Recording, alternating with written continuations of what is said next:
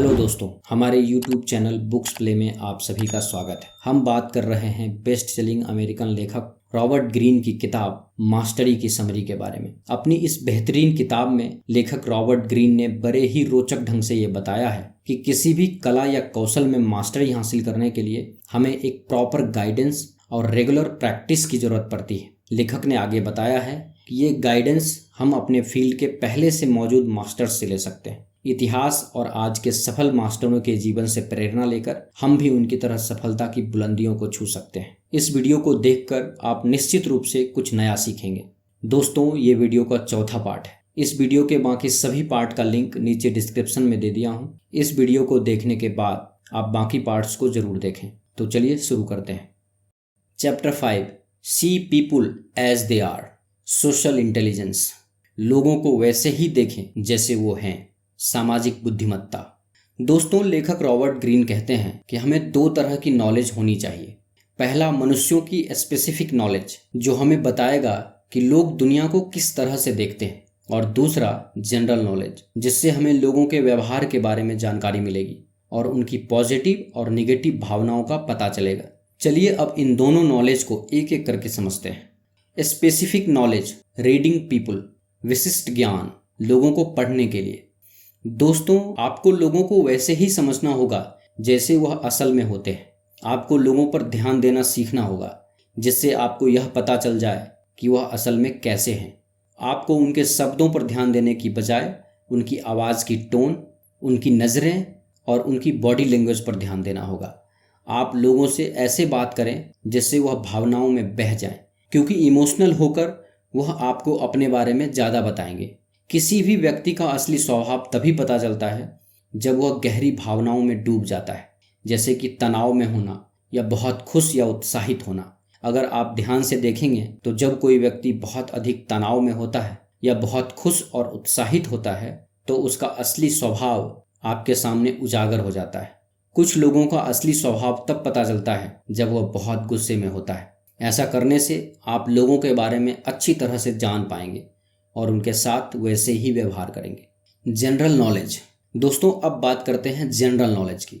7 घातक वास्तविकताएं। यहाँ लेखक हमें जनरल नॉलेज की 7 खतरनाक सच्चाई बताते हैं जिन पर हमें काम करने की जरूरत है। पहला, ईर्ष्या। दूसरों से तुलना करना हम सभी मनुष्यों के स्वभाव में होता है। हम अपने धन की तुलना, बुद्धि की तुलना, सफलता की तुलना और अपनी हैसियत की तुलना भी दूसरों से करते रहते हैं। दूसरों को सफल होते देखकर लोगों के मन में जलन की भावना उत्पन्न होती है जो हमारी सफलता में बहुत बड़ी रुकावट का काम करती है। इसीलिए हमें लोगों के साथ अपनी तुलना नहीं करनी चाहिए और जलन की भावना से बचना चाहिए। दूसरा, अत्यधिक अनुरूपता।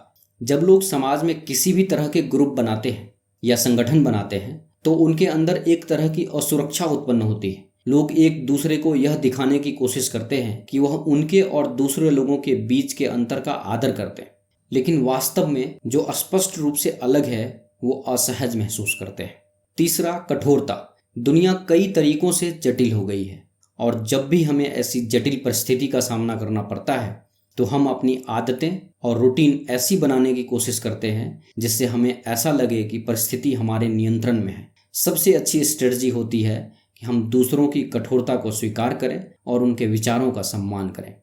चौथा, सेल्फ ऑब्सेसिवनेस यानी आत्ममुग्धता। काम के वातावरण में हम लगभग खुद को सबसे अधिक महत्व देते हैं और अपने बारे में सबसे पहले सोचते हैं। आमतौर पर लोगों के साथ बातचीत के दौरान उनके साथ उसी बारे में बात करें जिसमें उनकी दिलचस्पी है। ऐसा करने से वह आप में दिलचस्पी लेने लगेंगे और ज़रूरत पड़ने पर आपकी मदद भी करेंगे। पांचवा, आलस्य। दोस्तों, हम सब अपने लक्ष्य को जल्दी से जल्दी पाने के लिए सबसे तेज और सबसे आसान रास्ता लेना चाहते हैं, लेकिन हम आमतौर पर हमारी उत्सुकता को नियंत्रित करते हैं। हम कड़ी मेहनत से जो कुछ हासिल करना चाहते हैं उसके महत्व को समझते हैं। आमतौर पर उन लोगों से सावधान रहें जो साथ मिलकर काम करना चाहते हैं। वे अक्सर ऐसे किसी व्यक्ति को ढूंढने की कोशिश करते हैं जो उनके लिए सारा मुश्किल काम कर सके और जिसका वह फायदा उठा सके। छठा, चंचलता। हम सोचते हैं कि हमारे ज़्यादातर फैसले रैशनल या तार्किक होते हैं, लेकिन सच्चाई यह है कि हम अपनी भावनाओं में बहकर हर काम कर रहे होते हैं और उन्हीं भावनाओं से प्रभावित होकर हम अपने विश्वास बनाते हैं। कहने का मतलब यह है कि हमारी भावनाएं हमारी तार्किकता से ज़्यादा ताकतवर होती है और हमारे काम पर भावनाओं का ज़्यादा प्रभाव पड़ता है।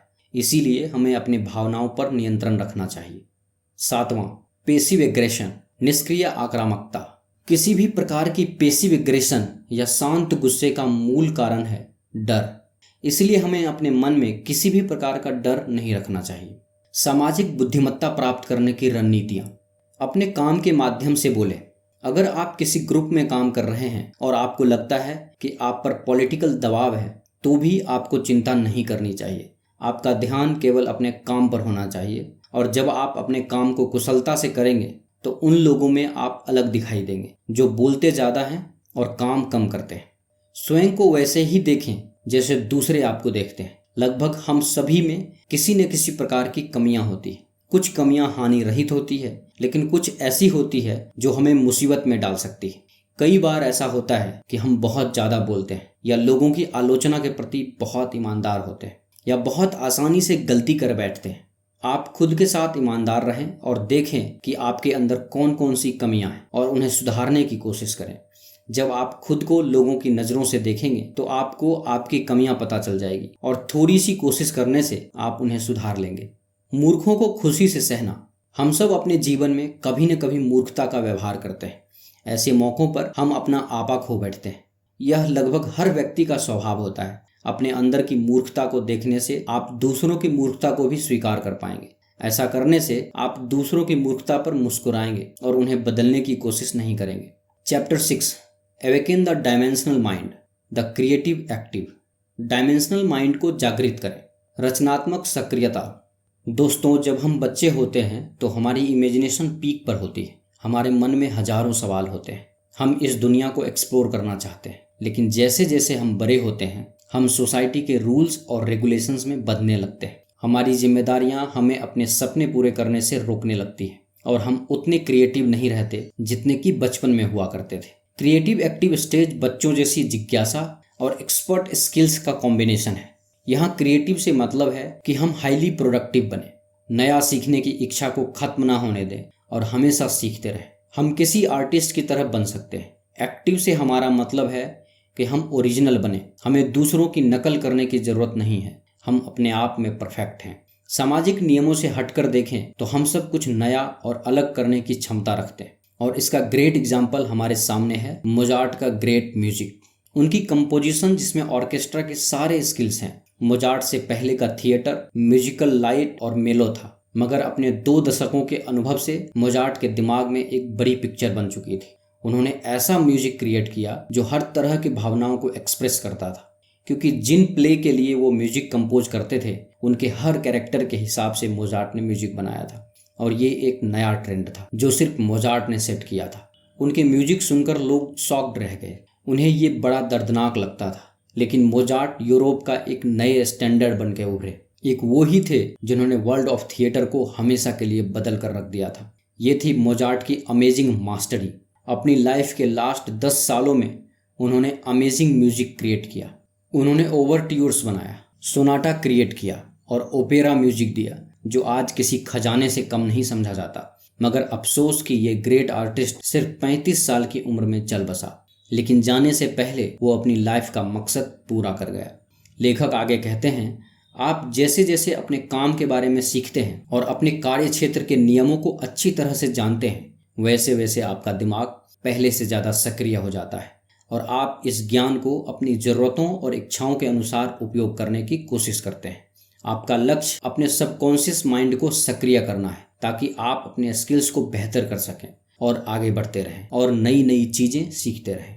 लेखक यहाँ क्रिएटिव एक्टिव के 3 स्टेप्स को समझाते हैं। पहला स्टेप है रचनात्मक कार्य। आप जिस काम को भी करने के लिए चुनते हैं, आपके अंदर उसे करने का उत्साह होना चाहिए। यह आप पर निर्भर करता है कि आप अपनी ऊर्जा कहाँ पर केंद्रित करते हैं। जिस काम पर आप अपना सारा ध्यान और ऊर्जा केंद्रित करेंगे वह आपके लिए आसान हो जाएगा। दूसरा स्टेप है रचनात्मक रणनीतियाँ। नकारात्मक क्षमता विकसित करें। अपने काम के दौरान आपको बहुत सारे समस्याओं और अनिश्चितताओं का सामना करना पड़ता है, इसलिए उन्हें सहने और निपटने के लिए उन्हें अच्छी तरह से जानें ताकि समय आने पर आप उनके लिए पहले से ही तैयार रहें। आकस्मिकता के लिए तैयार रहें। अपनी सामान्य दिलचस्पी और अपने कंफर्ट जोन से बाहर निकलें। अपने मन में नए विचारों को विकसित करें और जल्दबाजी में किसी भी बात का परिणाम निकालने की गलती ना करें। हर समय अपने साथ एक नोटबुक रखें और उसमें नए विचारों को लिखें। अपना दृष्टिकोण बदलें। किसी भी विषय या समस्या को अलग अलग नज़रिए से देखने की कोशिश करें। किसी भी समस्या के बारे में देखें कि उनमें क्या अजीब है, उनमें क्या है और क्या नहीं है। अलग अलग नज़रिए से देखने पर आपको किसी भी समस्या के बारे में ज़्यादा जानकारी मिलेगी और आप उसके बेहतर हल ढूंढ पाएंगे। प्रारंभिक बुद्धिमत्ता पर वापस लौटें। भाषा से परे सोचने की कोशिश करें।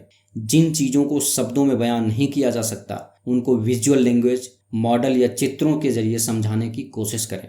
तीसरा स्टेप है रचनात्मक सफलता, तनाव और अंतर्दृष्टि। जब आप किसी भी काम को करते हैं तो एक समय ऐसा होता है जब तनाव अपने ऊंचे स्तर पर पहुंच जाता है। ऐसे समय पर आपको काम से ब्रेक लेना चाहिए और थोड़ा आराम करना चाहिए। चाहे तो आप उसे छोड़कर थोड़ी देर के लिए कोई दूसरा काम भी कर सकते हैं। तनाव की परिस्थिति में ब्रेक लेने से आपको किसी भी समस्या का हल ढूंढने और काम को पूरा करने का रास्ता मिल जाता है। कई बार हम सोचते हैं कि हमारे काम को पूरा करने के लिए हमारे पास बहुत अधिक समय है। यह भावना हमारे दिमाग पर एक गहरा प्रभाव डालती है। हमारा ध्यान बढ़ जाता है और विचार फैल जाते हैं। काम में हमारी इंटेंसिटी कम हो जाती है और काम करने की गति में भी कमी आ जाती है, जिसके कारण दिमाग का अपने ऊंचे स्तर पर सोचना मुश्किल हो जाता है। रचनात्मक सक्रियता के लिए रणनीतियाँ। प्रामाणिक आवाज़। जो कोई भी व्यक्ति तकनीकों को सीखने में, अपने क्षेत्र में विशेषता हासिल करने में 10 साल लगाएगा, वह मास्टरी हासिल कर पाएगा और कुछ अनोखा बना पाएगा। महान उपज की सच्चाई। 20 अलग अलग आइडियाज़ पर काम करने से बेहतर है कि किसी एक आइडिया को लेकर उसके 10 अलग अलग तथ्यों के बारे में जानकारी ली जाए। यांत्रिक बुद्धि। हर इंसान अंत में अपनी स्किल्स की बदौलत ही सफलता हासिल करते हैं, ना कि मार्केटिंग के जरिए। प्राकृतिक शक्तियाँ। आप अपने आप को पूरा समय दें और अपने कार्यक्षेत्र की पूरी जानकारी हासिल करें और धैर्य के साथ अपने हर काम को पूरा करें। खुला मैदान। हमेशा कुछ नया बनाने या करने की कोशिश करें। ऐसा करके आप बहुत सारे लोगों को अपनी ओर आकर्षित कर पाएंगे और समाज में अपनी एक अलग पहचान बना पाएंगे। The high and. आप जिस भी प्रोजेक्ट पर काम कर रहे हों वह बड़े से बड़ा होना चाहिए, जिससे ज़्यादा लोगों के जीवन पर इसका प्रभाव पड़े। विस्तारवादी सोच। आपको कभी भी जल्दबाजी नहीं करना चाहिए और धैर्य के साथ काम करना चाहिए। आपको जितना हो सके अपने आइडिया पर हर दिशा से सोचना चाहिए। इस प्रक्रिया में आपके काम से संबंधित बहुत सारे रहस्य अपने आप ही आपके सामने आ जाएंगे। Chapter 7। Fuse the intuitive with the rational. Mastery. अंतर्ज्ञान को तर्क के साथ जोड़ें। निपुणता। शुरुआत में हमारे इंट्यूशंस यानी अंतर्ज्ञान इतने धुंधले होते हैं कि हम उन पर ध्यान नहीं देते या उन पर भरोसा नहीं करते। सभी मास्टर्स इस प्रक्रिया से गुजरते हैं, लेकिन धीरे धीरे वे इन आइडियाज़ पर ध्यान देना सीखते हैं। इनमें से कुछ लोग जहां हैं वहीं रह जाते हैं, लेकिन कुछ लोग इन आइडियाज़ की बदौलत मास्टरी को हासिल कर लेते हैं। लेखक कहते हैं, अंतर्ज्ञान कोई जादुई पावर नहीं है। ये किसी के पास भी हो सकती है, लेकिन हाँ, आपको इसके लिए बहुत ज़्यादा फोकस और अनुभव की ज़रूरत पड़ेगी। हमारी दिमागी क्षमता के साथ हमारी अंतर्ज्ञान पावर भी बढ़ती चली जाती है। अंतर्ज्ञान याददाश्त से स्टार्ट होता है। आपका माइंड सालों से इंफॉर्मेशन स्टोर करता रहता है, हर तरह की इंफॉर्मेशन और उन मास्टर्स की थ्योरीज जो आपसे पहले सक्सेस हुए हैं। और क्योंकि आपके पास इतनी स्किल्स होती है, आप इतने एक्सपर्ट होते हैं कि आपको पूर्ण दृष्टिकोण मिलता है। फिर आप फील्ड ऑफ नॉलेज को पूरी तरह से देख लेते हैं। आपको पता चल जाता है कि कहाँ क्या कमी है। आप उन कनेक्शंस को भी देख सकते हो जो किसी और ने कभी सोचे भी नहीं होंगे। आपके सालों की अभ्यास की वजह से आपका ब्रेन तुरंत ही सारी इंफॉर्मेशन प्रोसेस करके अंतर्ज्ञान दे देता है। रिसर्च बताता है कि एक स्किल्ड पर्सन बनने के लिए आपको 10,000 घंटे या 10 सालों की प्रैक्टिस चाहिए, और अगर मास्टर बनना है तो कम से कम 20,000 घंटे या फिर 20 सालों की मेहनत चाहिए। दरअसल अल्टीमेट पावर के लिए 20 साल तो मिनिमम लगते ही हैं, लेकिन ये इम्पॉसिबल भी नहीं है। हमने ऐसे कई मॉडर्न मास्टर्स को देखा है जो अपने करियर में ऊंचाइयों को छू चुके हैं। अब जैसे बिल गेट्स का ही एग्जाम्पल ले लेते हैं। वो अपने हाई स्कूल के दिनों से ही प्रोग्रामिंग कर रहे हैं। उनकी कंपनी माइक्रोसॉफ्ट के टेक जाइंट बनने तक बिल गेट्स के पास ऑलरेडी 20 सालों का प्रोग्रामिंग का अनुभव था। आप भी ये कर सकते हैं। आप में भी वो क्षमता है। आप भी अपने लिमिट से आगे देख सकते हैं और कुछ एक्स्ट्रा ऑर्डिनरी क्रिएट करने की क्षमता रखते हैं। फिर आपके हर सवाल का जवाब खुद ब खुद आपके माइंड से पॉपअप होता रहेगा। जानते हैं ऐसा क्यों होता है? क्योंकि हमारे ब्रेन के लाखों न्यूरॉन्स हर वक्त एक्टिव रहते हैं और स्पार्क करते रहते हैं। मध्यमता के लिए आपकी लाइफ में कोई जगह नहीं। आप तो कुछ अलग बन सकते हो। आप क्या नहीं कर सकते? चाहे तो आप इतिहास बना सकते हैं, आप अपनी किस्मत खुद लिख सकते हैं, सम्मानित और सबके चहेते बन सकते हैं। बेशक आज आप कुछ नहीं हो, लेकिन आने वाला कल आपके लिए बहुत कुछ लेकर आएगा। आपको शायद यकीन ना हो, पर ऐसा हो सकता है कि किसी दिन दुनिया के दूसरे कोने में बैठे लोग आपका नाम गूगल कर रहे हों। आपकी लाइफ स्टोरीज पर किताबें लिखी जाएंगी और आप सोशल मीडिया में छाए रहेंगे।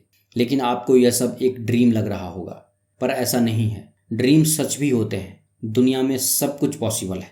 जब आपसे पहले वाले मास्टर्स ने कर दिखाया है तो आप भी कर सकते हो। Wright brothers, Jack Ma, Nikola Tesla या बीटल्स, इन सब की स्टोरी किसी फेरी टेल जैसी लगती है, लेकिन ये सब हमारे और आपके जैसे ही नॉर्मल लोग हैं। एक टाइम था जब इन्हें भी कोई नहीं जानता था। लोग इनका मजाक उड़ाते थे, लेकिन इन्होंने परवाह नहीं की। बस अपना काम करते रहे और सबसे आगे निकल गए। आपके पास आपका ब्रेन है, आपका यूनिक सेट ऑफ जीन्स, यानी आपके पास वो सब है जो आपको सक्सेस के लिए चाहिए। लेखक कहते हैं अपनी स्किल्स का इतना अभ्यास करें कि वो आपके दिमाग और शरीर का हिस्सा बन जाए। जब आप किसी कार्य को करते हैं तो पहले आपका दिमाग उसके बारे में सोचता है और फिर शरीर को वहां कार्य करने का आदेश देता है। लेकिन जब हम किसी काम का बहुत अभ्यास करते हैं तो वो हमारे दिमाग में फिट हो जाता है और दिमाग को सोचने की जरूरत ही नहीं पड़ती। शरीर अपने आप काम करने लगता है, कोई ज़्यादा एफर्ट नहीं लगाने पड़ते। इससे आपका समय बचता है और आपका दिमाग आगे की स्ट्रेटजी प्लान करने के लिए फ्री रहता है। जैसे कि चेस मास्टर बॉबी फिशर ने चेस की इतनी प्रैक्टिस की कि उन्हें गेम के दौरान हर चाल के बारे में नहीं सोचना पड़ता था, जिससे कि उन्हें गेम की ओवरऑल स्ट्रेटजी बनाने का टाइम मिल जाता था। लेखक कहते हैं कि मास्टरी का सही मतलब यह है कि आप जिस फील्ड के मास्टर हो उस काम को करने के लिए आपके माइंड और शरीर का एक ऐसा अनोखा तालमेल बन जाए कि किसी दूसरा थॉट या थिंकिंग का सवाल ही नहीं पैदा हो। बस दिमाग ने कहा और शरीर ने कर दिया। स्ट्रेटजीज फॉर अटेनिंग मास्टरी, महारत हासिल करने की रणनीतियाँ। अपने परिवेश से जुड़े, आरंभिक शक्ति। अपने वातावरण के साथ गहराई से जुड़ने की क्षमता सबसे महत्वपूर्ण चीज है और मास्टरी हासिल करने का सबसे शक्तिशाली तरीका है। अपनी ताकत के अनुसार खेलें। मास्टरी हासिल करना स्विमिंग करने की तरह है। जब हम खुद प्रतिरोध कर रहे हो या बहाव के विपरीत तैर रहे हो तब आगे बढ़ना बहुत मुश्किल होता है। इसीलिए आप अपनी शक्ति को पहचानें और उसके साथ आगे बढ़ें। अभ्यास के माध्यम से स्वयं को रूपांतरित करें। यदि आप एक कठिन स्किल सीख रहे हैं, जैसे कि एक जेट प्लेन उड़ाना इत्यादि, तो उसके लिए हमें एक के बाद एक छोटे छोटे स्किल्स में मास्टरी हासिल करनी होगी। इस प्रक्रिया के अंत में जब हम सभी छोटे छोटे स्किल्स सीख लेते हैं तो हमारे दिमाग में काफ़ी ज़्यादा मात्रा में जानकारी जमा हो चुकी होती है। यह सभी जानकारी हमारे नर्वस सिस्टम का एक हिस्सा बन जाता है, जो किसी भी मास्टर स्किल को सीखने के लिए सबसे ज़रूरी चीज़ है। अपना दृष्टिकोण व्यापक करें। वैश्विक परिप्रेक्ष्य। किसी भी कॉम्पिटिटिव माहौल में जीतने वाले या हारने वाले दोनों तरह के लोग होते हैं। जिस व्यक्ति के पास बड़ी सोच होती है और जिसका नज़रिया असीमित होता है वही विजेता होता है। इसका सीधा सा कारण यह है कि ऐसा व्यक्ति हर समय आगे की सोच रखता है और किसी भी परिस्थिति को नियंत्रित करने की क्षमता रखता है। दूसरे को समर्पित करें। अंदर से बाहर का परिप्रेक्ष्य। हम कभी भी वह महसूस नहीं कर सकते जैसा दूसरे लोग महसूस कर रहे होते हैं। हम हमेशा चीज़ों को बाहरी तौर पर देखते हैं, जो कि बहुत सारी गलतफहमियों और समस्याओं का कारण होता है। इसीलिए हमें चीज़ों को दूसरे के नज़रिए से भी देखने की कोशिश करनी चाहिए। दोस्तों, यह थी रॉबर्ट ग्रीन द्वारा लिखी बुक मास्टरी की समरी। यह समरी आपको कैसी लगी कृपया हमें नीचे कमेंट बॉक्स में कमेंट करके ज़रूर बताएं। अगर आपको यह समरी अच्छा लगा हो तो इस वीडियो को लाइक और अपने दोस्तों और फैमिली मेम्बर्स के साथ अवश्य शेयर करें। और ऐसे ही लाइफ चेंजिंग बुक समरीज देखने के लिए हमारे YouTube चैनल बुक्स प्ले को सब्सक्राइब करें। धन्यवाद।